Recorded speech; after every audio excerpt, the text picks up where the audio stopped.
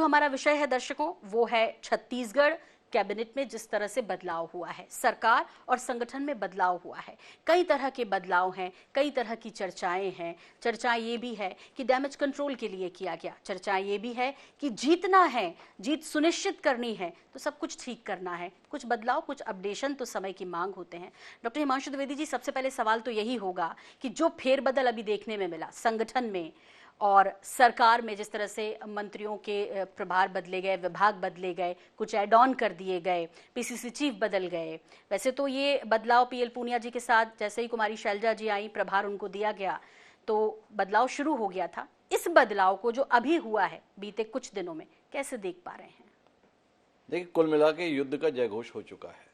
2023 विधानसभा चुनाव के लिए छत्तीसगढ़ में बिसात बीत चुकी है और कांग्रेस जो प्रचंड बहुमत के साथ 2018 में आई थी, उसके पास चुनौती है न केवल सत्ता में बनाए रखने को अपने आप को, बल्कि उसी तरीके से वापस आना जिस तरीके से 2018 में अचंभित करने वाला जनादेश भूपेश बघेल और टीएस सिंहदेव की जोड़ी के नेतृत्व में कांग्रेस को मिला था। उस बदलाव की प्रक्रिया के अंदर का जो सिलसिला शुरू हुआ, तो उसमें सबसे महत्वपूर्ण बात यह होती है किसी भी युद्ध में कि कौन लड़ेगा, कैसे लड़ेगा, ये महत्वपूर्ण नहीं। सबसे पहले होता है व्यूह रचना। हम पुराने समय से अगर युद्ध में देखें कि किसको कहां पर तैनात किया जा रहा है, तो आप उस दृष्टि से इस बदलाव को देखें कि कांग्रेस में इस समय जमावट की जा रही है।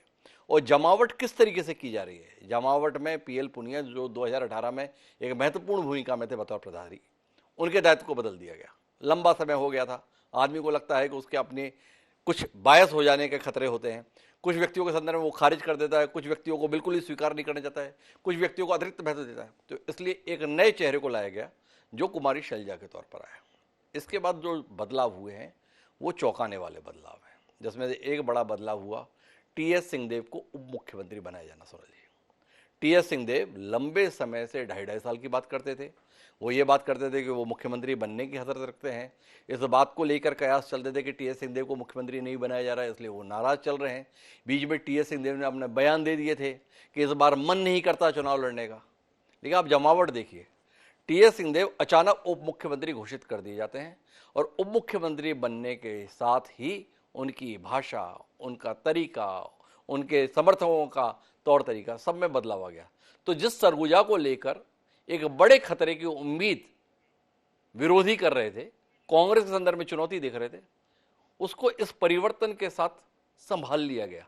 जमावट है, मतलब आप अपने कमजोर हिस्सों को सुदृढ़ करने की कोशिश कर रहे हैं, तो इसमें से इस बदलाव को देखिए।